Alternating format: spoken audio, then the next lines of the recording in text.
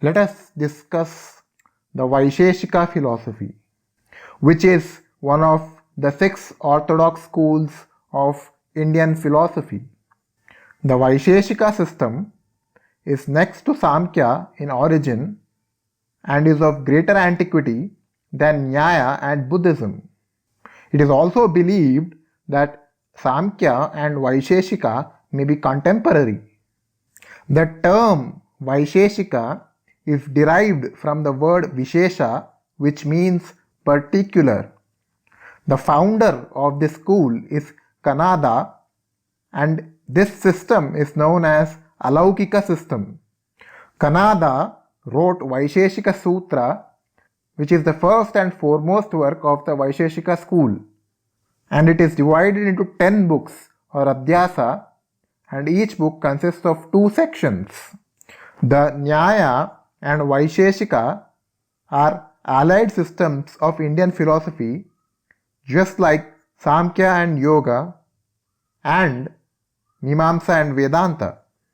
Although Nyaya and Vaisesika are not developed in the same time, or although they are not contemporary, there are many theories which Nyayikas contribute to the Vaisesika school.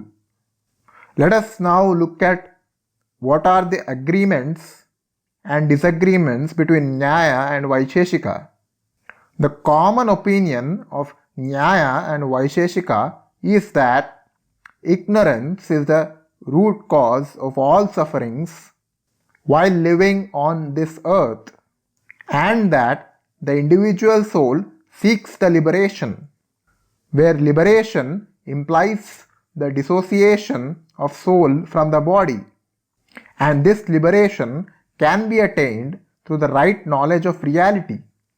The disagreements between these schools is that Nyaya accepts 4 pramanas, whereas Vaisesika accepts only 2 pramanas or sources of valid knowledge. Nyaya admits 16 padarthas, whereas Vaisesika recognizes only 7 padarthas. The literal meaning of padartha is an object denoted by a word. The word padartha means an object which possesses uniqueness or has a distinct individuality known as astitva, which can be thought or knowability, that is gneyatva, and nameability, that is abhideyatva. Thus, astitva is the bedrock of Vaisesika philosophy. All objects of knowledge come under categories or padarthas, and our knowledge may refer to a thing or quality or action.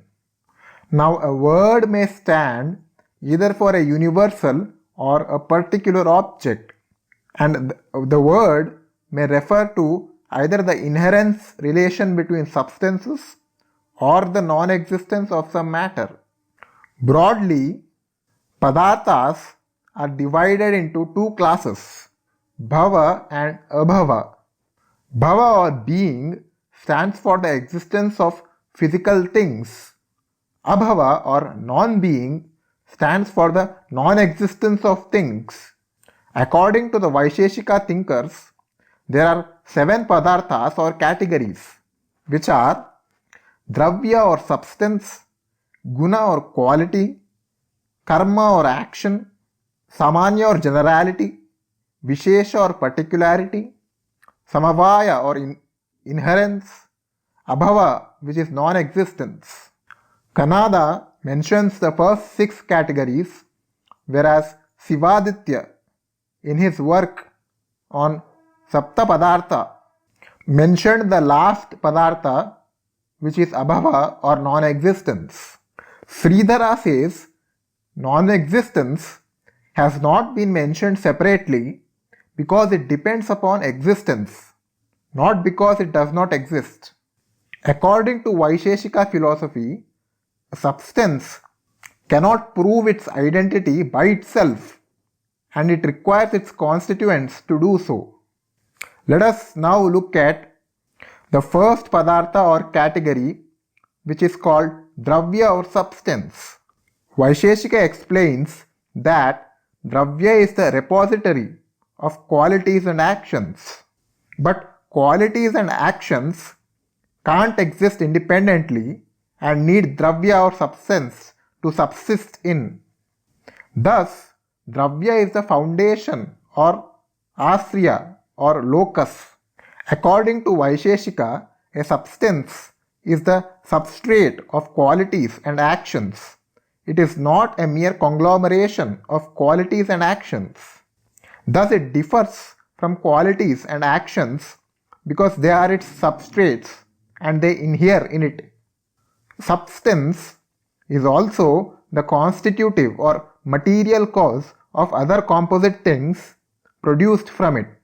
Example, cloth and color threads. Here, thread is the root cause or constitutes the material cause which is known as a substance and which helps to produce the cloth. Thus, a substance is an inherent cause of an effect, while a quality and an action are its non-inherent causes.